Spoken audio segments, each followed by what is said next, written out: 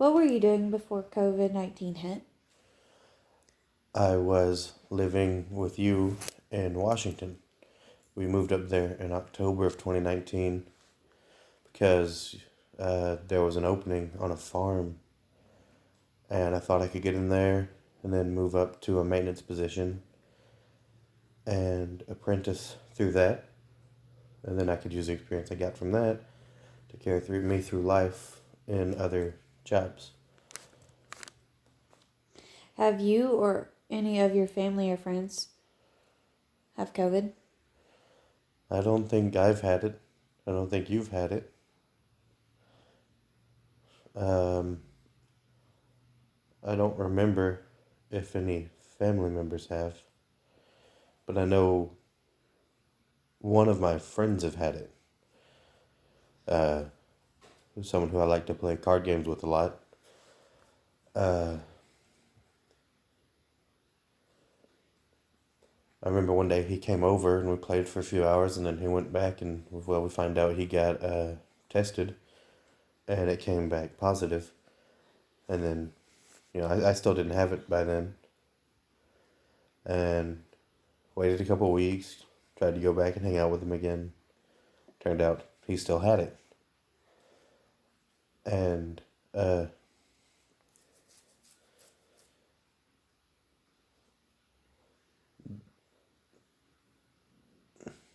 he was going to get a job in Portland, in Oregon, but he couldn't move because, like I said, he had the virus.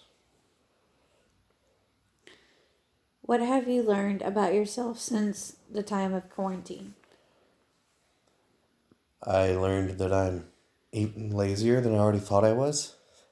I learned that I leave my stuff everywhere. I learned that my wife gets very annoyed at me for all of that. I learned that actually enjoy cleaning, but just the kitchen. Nothing else really, because I mainly use the kitchen. You've had a lot of time to cook whenever you're not really allowed to go too many places and not too many places are open. Good time to work on recipes and learn how to get better and learn to move a knife better so you don't end up cutting yourself. Which didn't stop me. I got new German steel knives and I still ended up doing that. And what else did I learn?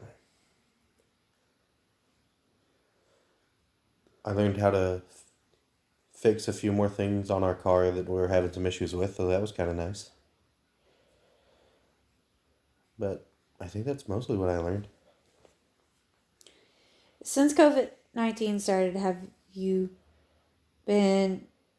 changed anything on your daily lifestyle? Like, have you sanitized anything down, distanced yourself from other people in grocery stores?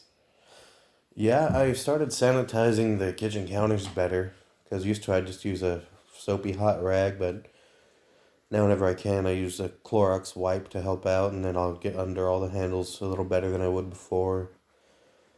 And, I'll make sure everything's cleaned up off the counter, swept up, and then, come in Swiffer behind myself. Then I'll make sure everything's put away in a proper container, and I started to put them away at more appropriate temperatures, because if you don't do that correctly, you can promote bacterial growth in the food. And normally I would just take something hot, throw it in a bowl, and throw it in the fridge. But now I will kind of crack it on the counter to vent it, and then I'll go and put it in the fridge a little bit later after it's cooled, came down a little bit. What was the other part of that? Do you distance yourself from other people in the grocery store? Yes, I do.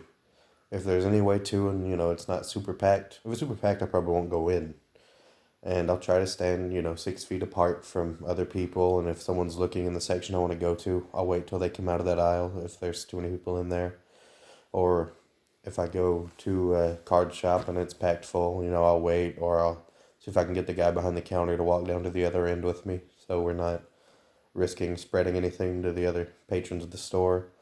Or the same way when I go to PetSmart to buy things for our fish, I try not to get too close to anybody. And the fact that I just am nervous kind of helps with that anyway. So the whole social distancing thing kind of just plays into my normal personality anyway. Have you lost a job since this pandemic? I have, but I don't think I lost it because of the pandemic. Like I said earlier, we were living in Washington. We've since moved back to Alabama. And I was working on an onion and potato farm up there in the warehouse, apprenticing as maintenance. And one half of the building got bought out. I can't remember if it was the onion side or the potato line. But I was still a temp at the time because they were holding everyone as temp until they could make sure they'd be able to keep all their permanent employees. And whenever that half got bought out, there would be less jobs under the employer I was under. So they let all the temps go. And just about a week after they got bought out, I found out that I was going to be let go as well. And there were other jobs to find up there, but we had decided we wanted to come back to Alabama where most of our family and friends are. And right when we got back, just a couple days later, I got a call from a company up there, from a Tyson Foods plant, asking me to come in and work. And I had to tell them, I don't think I can make that drive. And then we came back, and it took me maybe a month or two to get another job, but it wasn't very hard to get it. And once I did, I learned that I could move up in it, so I did that as quickly as possible. And I'm now making more per hour than any other job I've ever had, doing the easiest and least annoying job that I've ever been at. And I like the people I work with, which is something really impressive. Can't say that everywhere. How else have COVID affected you? A lot of the places that I want to go to are currently either closed or limited or restricted. You know, we haven't watched a movie since we've been back in Alabama. I mean, when we're in Washington, we're doing it all the time. And we actually had to lie to people on the trip back down here because it was right when it was starting to spread, and Washington was one of the hot spots for it. And we wanted to get back to Alabama. And when people asked where we're coming from, we'd tell them we were coming from the Northwest. They'd say, "No, it's not Washington, is it?" I'd say, "No, it's Oregon. Yeah, we're coming from Oregon." Like, "Oh, okay, that's fine then." I was worried. Like, no reason to worry. Which sounds bad, but we weren't sick or anything. We were just trying to get out before we did get sick. And that was a lot bigger city than where we live now, so everyone was raiding all the aisles. Instead of just being out of toilet paper, there was hardly any food at all left on the shelves. I remember one time looking for sugar, and we couldn't find normal sugar or normal brown sugar. All we could find was turbinado sugar, which that just doesn't work for anything that we needed. And I remember on the drive back, we had a bunch of free time and we had extra money that we had saved up that we wanted to stop and go places. But we couldn't really go anywhere because so many places were locked down or restricted, which really kind of sucked because we went through a lot of really big cities and really pretty places that would have been nice to get out and take a walk. But I guess I am happy that our car didn't break down because I remember one time we went on a trip to Orlando in Florida, and then on the way back, the car just stopped working in the middle of the road. It wouldn't take any gas. It would barely turn. It just started rolling, and I had to turn it over to get onto the shoulder. And we had to wait 14 hours for my dad to come from where we live in Alabama to pick us up from Barneyville, Georgia. Which is not as fun as it sounds like it would be. There were no dinosaurs. Just a creepy abandoned hotel in an old house. And it looked like someone was living in the hotel. I wanted to get out of there. Let's see, how else has it affected me? There's been more. A lot of people, where I work now is a Wrangler distribution center, and a lot of people have been ordering blue jeans and our shirts online. And I was told normally where we'd maybe have half of certain racks full, we have every rack completely full, and even more just having to be set in boxes on the ground until there's more room to put them into where they can be stocked into the outgoing packages. And then what I do, which is high bay, it's a weird forklift that you stand on that goes up and down, not just the lifts, but you as well. We have to go up into these big tall racks and let all the work down for everyone else to do, and we have to put it away. And there's just been thousands and thousands of boxes every day moving in and out. Apparently, a lot of people, when they're sick, need to wear blue jeans. And there's a couple of other things. Let me remember.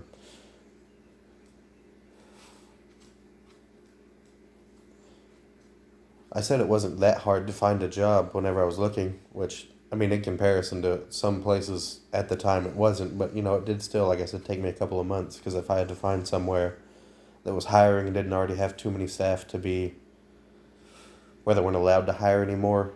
And what helped with where I work is they kind of staggered their shifts. It's like some people would work some days, some people work the other days, but there was never everyone there at the same time, which was how I was able to get into there. So, yeah, there's been effects, but we've been making it pretty well through it.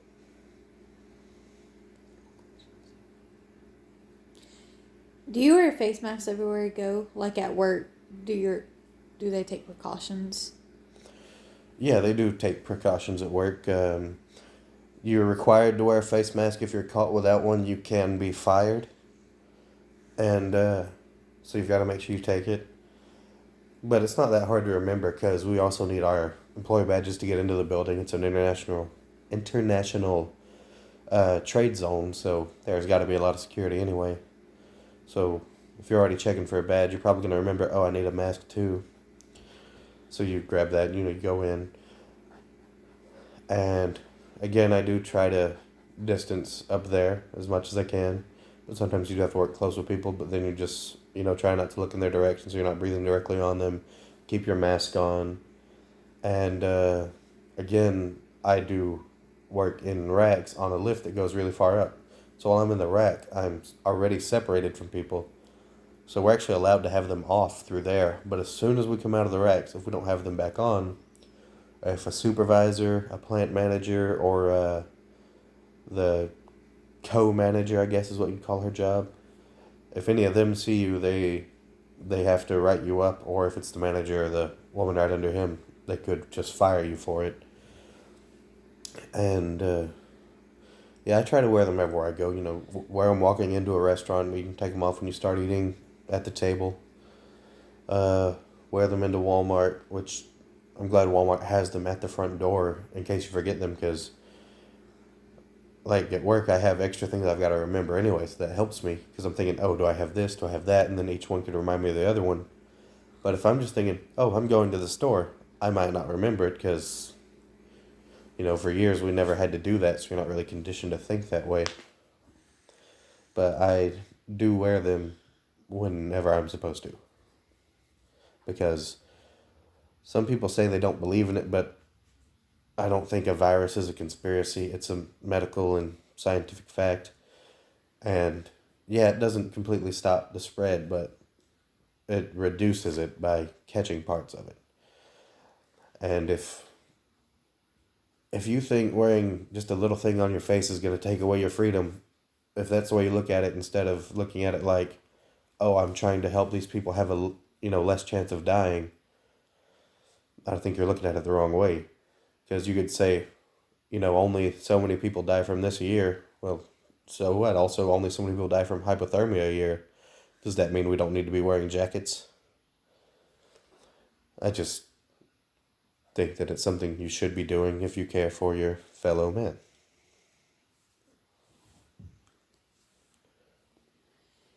Have you or your family been affected by COVID?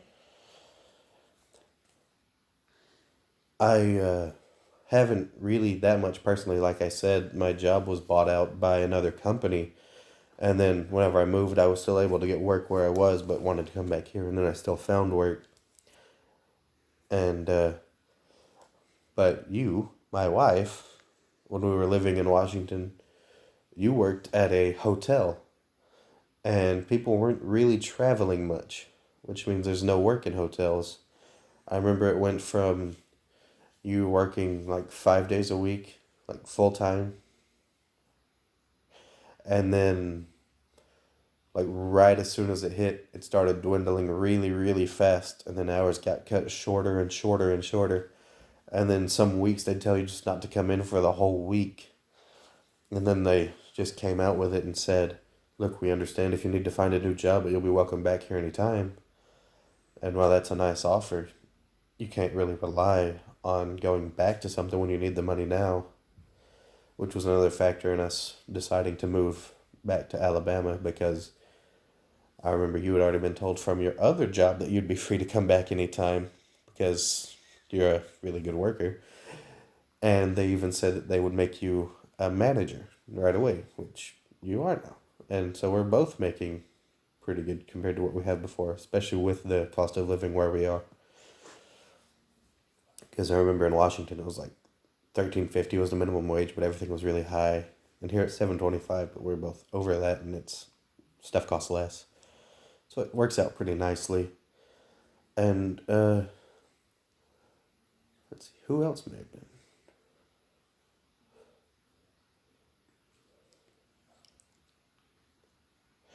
And I remember that your mom had it as well. And then there was a scare where your baby nephew could have ended up getting it too because his mom had it. And we were really worried about that for a while until she finally got tested again and came back clear. And we're lucky Waylon, that's the baby's name, didn't come back with it because, you know, infants, elders, and people with compromised immune systems are at the most risk because, I mean, those people are at the most risk for everything. And then people that you work with have to get tested for it. People I work with have to get tested for it. And then when it comes back, someone has it. We get off for a day so they can spray the whole plant. And, you know, that does affect our paychecks because that's like over $100 out of my check every time that has to happen. But, you know, it has to be done to try to keep everyone safe. And then whenever someone that works with you gets tested, if they come back positive, so many people that work with you spend a lot of time with each other because it's all friends and family that work there. I know your manager's daughter got tested for it, and then she works there. Her mom, the manager, works there, and then their son is one of the cooks. So that was 3 people out. And then since you know how to do everything, you had to fill in for a bunch of them. And then other people would have to be out because of getting tested, and that's more and more. And then that leads you to have to work a lot of overtime, which makes you tired a lot. So it can affect you in ways you might not think of at first, but then once you kind of look at them, you're like, yeah, I guess that makes sense. And, and about like the way it changes things that work at work. Every time we go in, we have to scan ourselves or have our temperature taken. And I think that's where it is most places.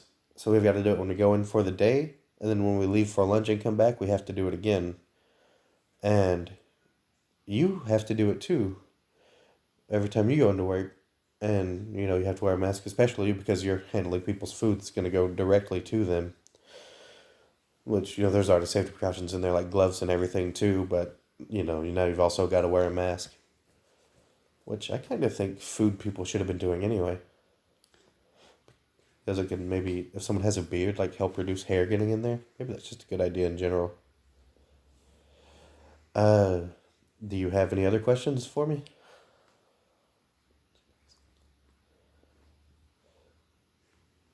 I don't think so, not on the top of my head, no. Okay, well, can I ask you a question?